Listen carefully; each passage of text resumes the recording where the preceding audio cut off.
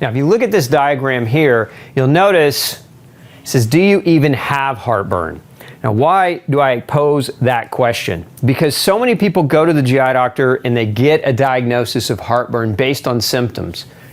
You know, deep pressure in the chest, irritation, coughing, burning sensations, acidic taste in the mouth. These are all kind of common symptoms that people with heartburn can manifest.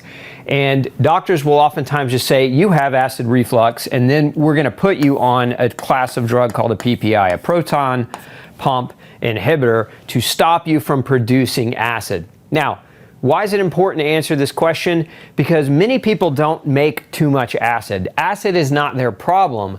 Their problem is that their gut is irritated, and that creates the same symptoms. And understand, we want to know what is creating gut irritation. If you really want to get to the root of your symptoms, understand what is actually irritating your gut. And we're going to dive into the answers to that here in just a minute. But I want you to challenge, right off the bat, challenge the diagnosis that you've been given, because there are a number of flaws in just making the general diagnosis. And then when we look at medical testing for heartburn, these are some of the more common tests here. These scopes, a lot of times you get an upper GI. An upper GI is where they take that fiber optic camera and they run it through your mouth and down, and they look into your stomach and your esophagus and look into the upper part of your small intestine. And what are they looking for? Typically they're looking for redness, irritation. You know, the picture, they say don't judge a book by its cover, and so a doctor will see redness, excessive redness, irritation, possibly ulcers, and they'll assume that acid is the culprit. And again, this is where that diagnosis comes in. Now, one of the other things that they'll do when they do a scope is they'll do a biopsy, and what they're doing is they're taking little microscopic sections of the stomach and looking at that under a microscope, because they're looking for damage that is indicative of a type of microorganism called Helicobacter pylori or H. pylori. And so H. pylori is one of those triggers. We'll talk about that in a moment. But in this regard, a biopsy can be an effective way of helping you understand why you have heartburn, and H. pylori can be a reason. But H. pylori doesn't cause you to make too much stomach acid. Again, that's technically, it's not truly acid as the problem, it's the bacteria is the problem. And then again, there's medical assumptions. And so this is usually symptom-based, right? When the doctor sits down with you to talk about your symptoms, and they base the diagnosis on that. How many of you, raise your hand, how many of you have ever been to your GI doctor and they didn't do a scope, they didn't do any types of medical testing, they didn't do like for H. pylori, they didn't do a breath test, because that's another way, another type of test that can be done, a hydrogen breath test. How many of you have gone to your doctor, didn't have any of that done, your doctor based everything on your symptoms, and then they prescribed you a PPI? If that's happened to you, let me know down in the comments. Just shoot me a comment and let me know, because it's such a common thing, and I want to get your feedback. So anyway, these are medical tests, typically the scope, which again really just shows us visibly what the tissue looks like. And of course, if you're inflamed, the assumption is always acid is causing the inflammation, and that's an incorrect assumption. H. pylori is this is actually a good test. A biopsy can help with that, a breath test can help with that. And the medical assumptions based on symptoms is very, very misleading and not an accurate way to go about getting a diagnosis. Oh, let's talk about one more, because there's one more we didn't mention, and that's something called a pH endoscopy, where you swallow a pill that has a radioactive transmitter in it. What that's doing is measuring the pH, because the stomach pH should be, approximately 2 to 2.5. That's real common. That's the pH of the stomach in most people, right? And so they can actually measure that pH, but very few doctors actually do. And the reason why that's important, if you know anything about pH, pH is based on a scale from 0 to 14. Now, in the middle of that scale, 7, this 7.0 is considered alkaline. And the higher above 7, so when we go higher, it increases alkalinity. Now, if we go to the opposite side of that scale, so anything below 7 is increasing in acidity. So understand that this number is very acidic, and this is a normal number for humans. So if doctors aren't measuring, so my point is this: if you've been diagnosed with acid reflux and your acid levels are actually normal and your pH is normal in your GI tract, you really don't necessarily have too much acid. Again, the assumption medically is oftentimes that you're secreting too much acid. So if you want to know whether you're making too much acid, a pH endoscopy is the only real way that you can get an answer as to whether or not that's happening. But that's not a common test. Most people don't get that test done. So again, it can lead to a misdiagnosis.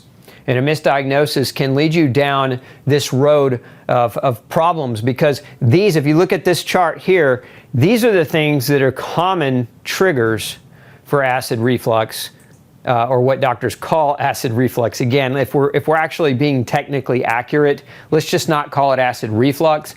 Let's call it irritation, because that's really what it is. Something is irritating, an irritant, right, is irritating the tissue either in the esophagus or in the stomach. And so one of the things that we know can increase irritation to the GI tract, and especially upper GI tract, is these things. So eating while stressed.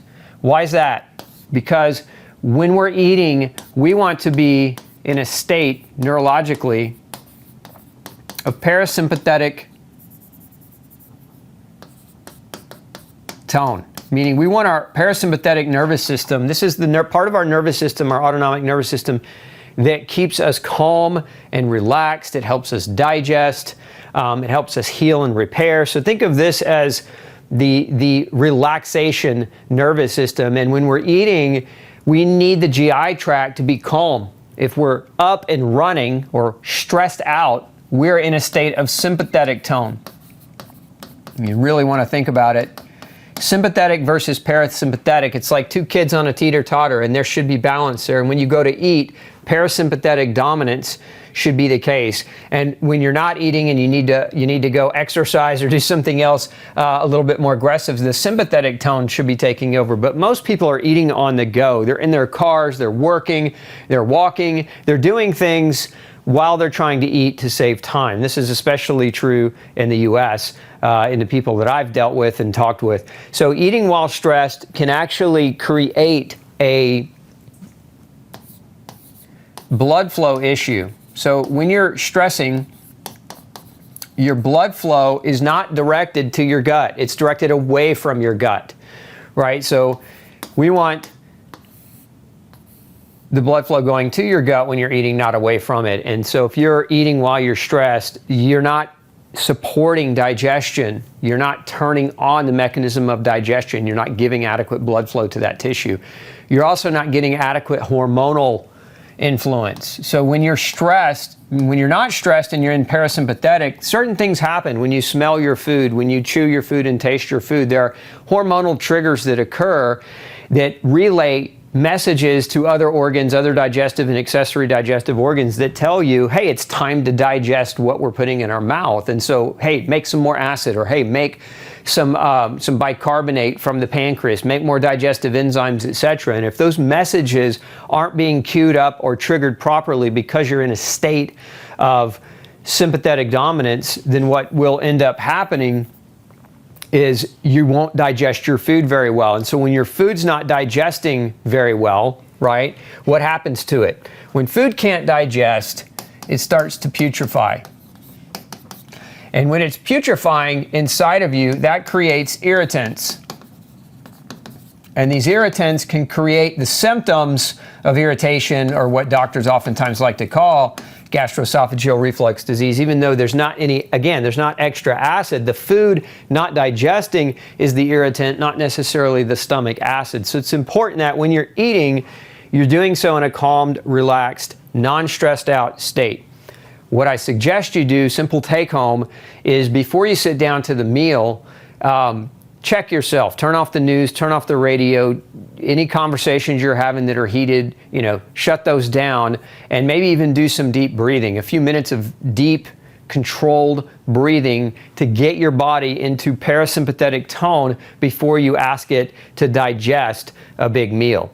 So eating while stressed is a big problem. Now, the other aspect to this is when you're eating when you're stressed, if you're eating too much, If you're eating too much, this is going to cause a distension. And so what happens sometimes in your stomach, if we look at, here, let me make some room here.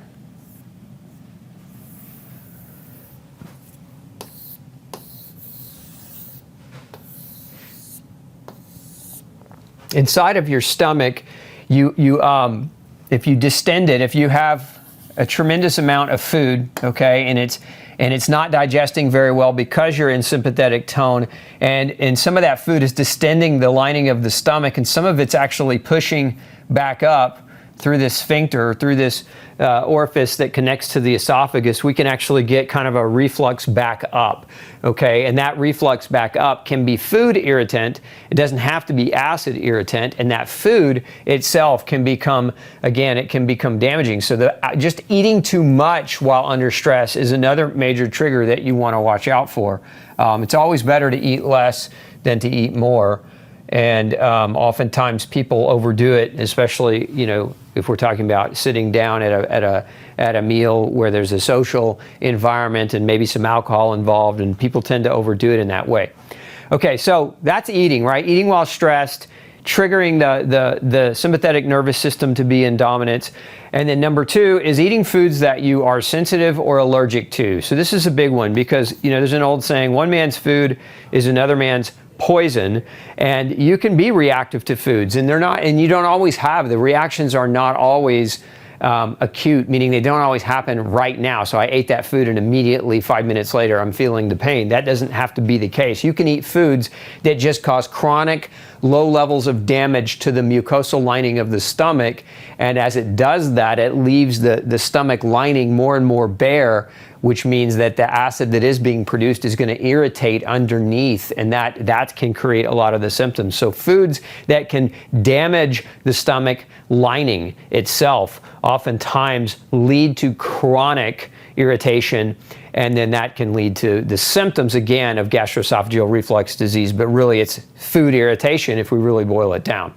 Now, another trigger is microbial imbalances. I mentioned earlier H. pylori.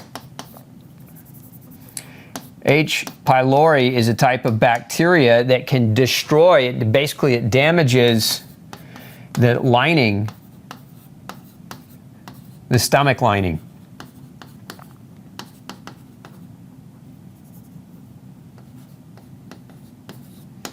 And so as it damages the stomach lining, again, it leaves this tissue exposed. The lining of the stomach, the cells of the stomach, they produce a mucus layer, and that mucus coats and protects the cells underneath from being damaged by acid or other irritants. And so when you have a bacteria that's chewing through that lining, leaving big gaping holes in that lining, then now the very acid that you produce can be problematic because the cells are exposed to it without their protection. Also, food triggers can be worse with H. pylori as well. And so this is something, again, this is very accurate reason why many people can develop this problem. And as I mentioned earlier, a breath test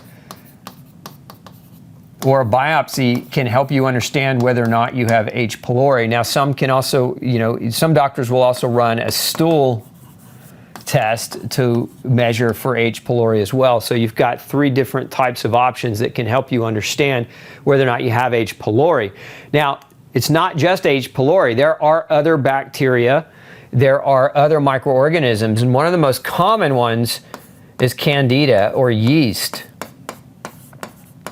This has actually been studied in numerous occasions where individuals have yeast growing inside of their stomach or inside of their esophagus that is creating that damage and is actually the trigger or the cause. And this is one of the reasons why it's important to get tested, because a lot of times doctors will assume H. pylori. Many times they'll assume H. pylori, and the treatment for H. pylori is something called triple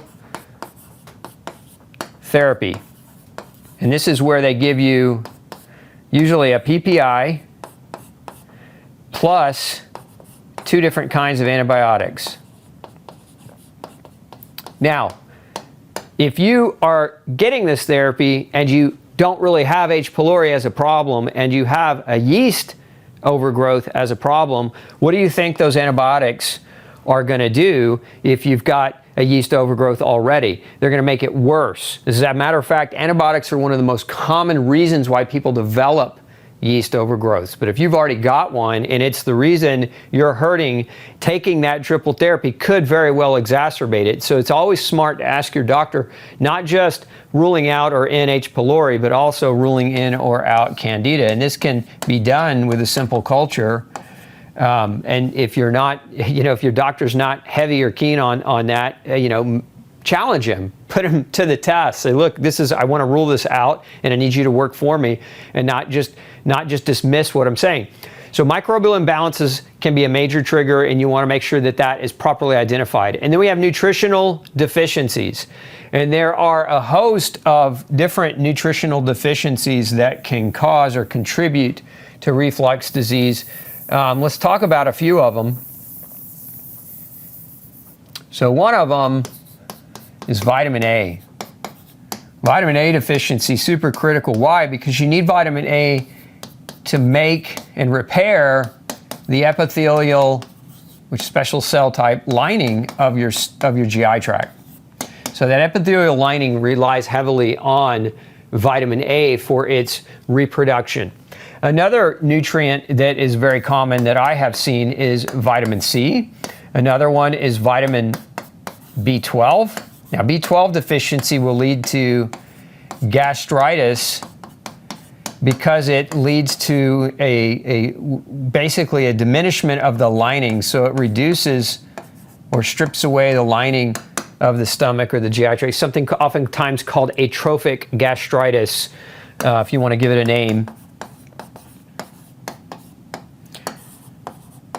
And so you don't want B12 deficiency because aside from the other problems it can cause, it can really make this issue worse. Vitamin C is very protective as an antimicrobial, so it protects against yeast, it protects against H. pylori, and so deficiencies can contribute to, or deficiency can contribute to an increased risk.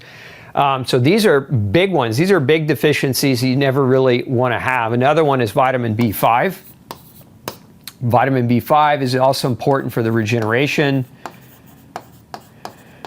of the cells in the lining of the stomach and GI tract. So again, these are very, very important nutrients that you don't want to be low in, and these types of deficiencies can contribute to acid reflux. Now, let me back up just a minute. So the bottom line, let's just kind of wrap this piece up. The bottom line is test for nutrition deficit and do it intracellularly.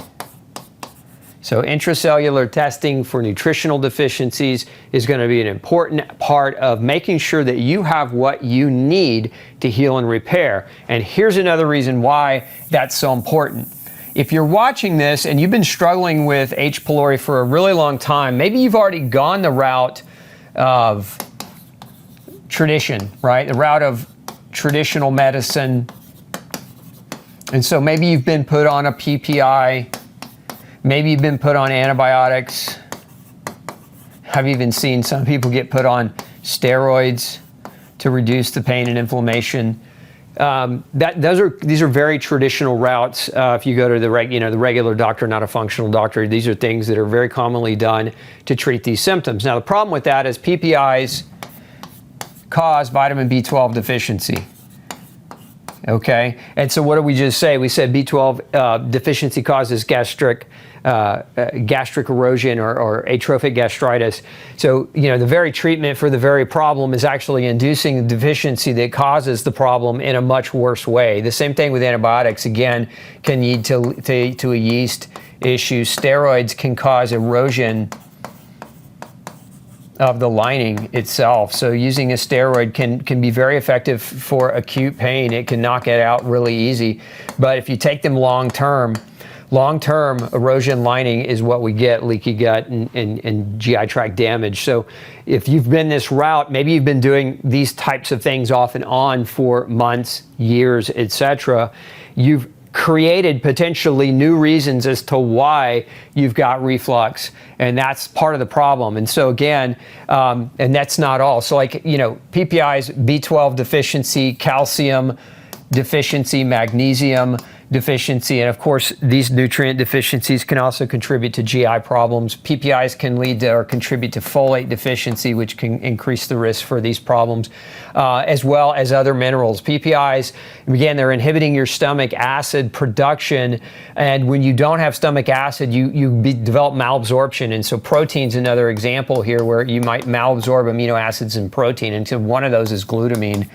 Glutamine is very, very important as an energy substrate for the intestines, and so people that develop glutamine deficiency as a result of suppressing acid over time can actually develop full-blown leaky gut problems, and that's not good either. So again, if you've been this route for any length of time, it's very important that you test for nutritional deficit, because the likelihood that you've created some new problems. Remember, there's an old adage, actually let's write it down for you.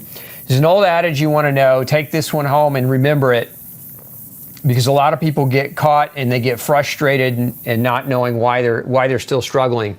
So if we just put it in quotes here, what caused your problem is not always what is perpetuating it. So what do I mean by that? What caused your problem is not always what is perpetuating it. You could have an initial problem that didn't get properly treated. The treatment created a new problem that caused the same problem you already had. And so now you have two problems instead of one. And that's why it's important that you don't just jump into that simplicity model. You really have to get detailed testing if you want to solve the issue at its core. And so detailed testing and detailed analysis around these triggers. Okay, this first one's real easy. Basically it's a lifestyle change. Eating foods that you're sensitive or allergic to, look, get tested. We'll put a link below this video to testing. If your doctor won't order the testing, we'll put a link below that you can use to get food sensitivity testing if your doctor refuses to. Additionally, microbial imbalances. Demand that your doctor test you for H. pylori and candida or other microbes that could be potential triggers so that you can get an accurate assessment of what's driving it. Test for nutritional deficiencies. And then chemicals in food is another one. We haven't gotten to this one yet, but chemicals in food is this is a simple one, right? Eat real food. So many of you, neglect yourselves. Honestly, you neglect yourselves when you choose all this processed food and all these chemical additives and things that are in that food that don't agree with your body. And kind of classic examples of chemicals in food that can be irritants. MSG is common in lots of different foods, but there are also a number of different food additives, the dyes, the preservatives. Many of these can be harmful or toxic to your gut. Some of the gums that are in food that use as thickening agents, like carrageenan gum, we know, and there's some research studies that show that actually causes GI inflammation. So, eat real food and you'll avoid this last component very easily. So eating real food, to me, that's a no-brainer if you're struggling.